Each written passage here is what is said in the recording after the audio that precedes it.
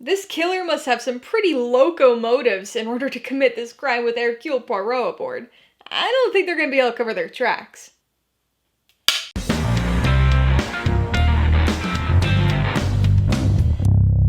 Hey everybody, welcome to Mainely Movies. Today I'm going to be talking about the 2017 murder mystery remake, Murder on the Orient Express. If you're new here, please consider subscribing for a variety of movie-related content like reviews, ranked lists, and trailer reactions. All of my reviews include a breakdown of the pros and cons, my rating, and some tailored film recommendations, so be sure to watch through to the end of this video for all of that extra content. Murder on the Orient Express stars Kenneth Branagh, Michelle Pfeiffer, and Johnny Depp, and was directed by Kenneth Branagh. Based on Agatha Christie's 1934 novel of the same name, it tells the story of famed Belgian detective Hercule Poirot, played by Kenneth Branagh, as he endeavors to solve the murder of a passenger on the Orient Express. I love a good whodunit mystery. I love an average whodunit mystery. So with the influx of these types of stories we've had over the last few years, I've been pretty satisfied. I've been a fan of Agatha Christie since I read And Then There Were None as a kid, and even though I've actually never read any of her Poirot novels, I was still really excited for this movie when it was first announced. But I've gotta say that I think it was a bit of a gamble for them. Much of the fun from these types of movies comes from the mystery, so adapting the story from a book automatically ensures that some people already know who done it. And the book's from 1934, so maybe not that many of today's moviegoers have read it, right? But this story's been adapted several times at this point, including most notably the 1974 film starring Albert Finney. So that meant that a lot more people already knew the outcome going into this movie. And that put this film in an interesting situation, because it couldn't just rely on the intrigue of the mystery. It needed to do something else to stand apart and keep people engaged. And so it presents the story in a beautifully stylized way with a very unique tone. If you ever watched the trailer for this, you'd probably come away thinking it was a fairly standard, serious tone murder mystery. And it certainly has those elements, but there's also a surprising amount of humor. Now, I'm not sure I'd go as far as to say that this was a comedy, but the humor doesn't really come from jokes, and it's not a parody whodunit like Clue. It's just sort of got this playfulness, especially when it comes to Poirot. But I will say that this movie shifts in tone throughout, kind of randomly vacillating. Sometimes it's serious, sometimes it's very playful and comedic, and sometimes it's almost melodramatic, presenting a moment with such seriousness that it's unintentionally funny. So, while the tone's a little inconsistent at times, this movie's got one big source of stability: Hercule Poirot, possibly the greatest detective in the world. Since this story's been adapted so many times, we've had quite a few renditions of Poirot over the years, and I know a lot of people are partial to Albert Finney's time in the mustache, but I think that Kenneth Branagh might be my favorite Poirot. He's certainly got the look down, but he's got these other qualities that just really work in this particular version of the movie. That humor and playful tone that I mentioned a second ago are largely due to him.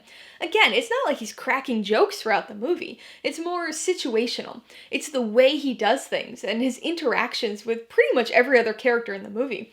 Poirot is a pretty weird guy, so he can't just sit down and have a normal conversation with somebody. There's always going to be a little bit of disconnect and awkwardness, and that's where much of the humor stems from. In fact, the dialogue is one of my favorite things about this movie.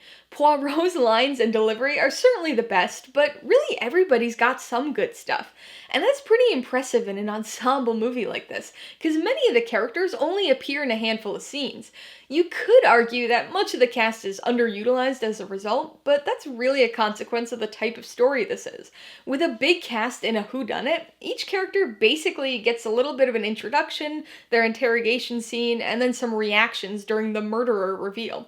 And for the most part, this movie follows that basic pattern. The focus is clearly on Poirot and his detective work, but his interactions with all of the suspects are highly entertaining and give everybody at least a little bit of time to shine. But again, this movie isn't just humor, so we do see other sides of Poirot as well. We get hints of his past and the losses that he experienced, but we also get a little bit of insight into how he does what he does. Granted, the movie doesn't spend too much time on this, but there's just enough there to show us this sort of melancholic side to Poirot. That he can't experience life in the same way that everybody else can because of all the things that he notices. And so, rather than just being miserable, he puts that unwanted skill to use in order to solve crimes. And that's exactly what he does here. Even though this story's outcome has been widely available and known for more than 85 years now, this is a spoiler-free review as usual, so I'm not going to give away whodunit, but I know that the murderer reveal is a bit of a point of contention for some people with this movie. Now, obviously, this was Agatha Christie's story, so we can't exactly blame this film for the outcome and who the culprit is, but I do think the third act could have built things up a little bit better, and I wish the murderer reveal scene didn't take on that melodramatic tone that I mentioned before. But I don't have any problem with the actual outcome of this mystery. I mean, it tracks. No pun intended. The clues are there throughout the movie, but your ability to pick up on them is just dependent on your perspective and what your expectations are coming into a movie like this. Alright, let's talk about the pros and cons. Pro number one has gotta be Hercule Poirot. That's probably an extremely obvious pro given that he's the main protagonist of the film and a beloved character for quite literally the last 100 years now, but he's just so interesting and enjoyable. As a detective character, it's really interesting to watch how he goes about trying to solve the murder. And then you add Kenneth Branagh's performance on top of that, and you get something even more fun and compelling to watch.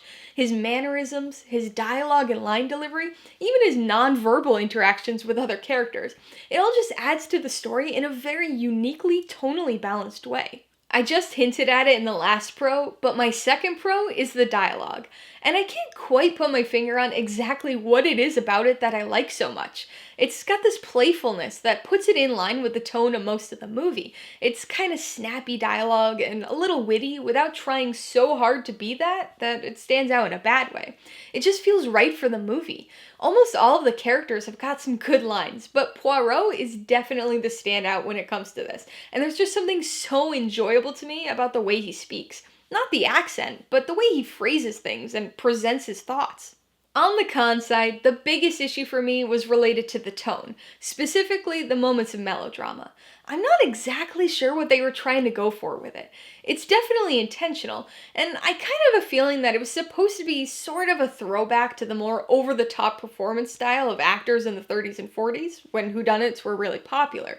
But it comes off a little weird, almost bordering on parody of that style rather than homage, but never quite going that far with it.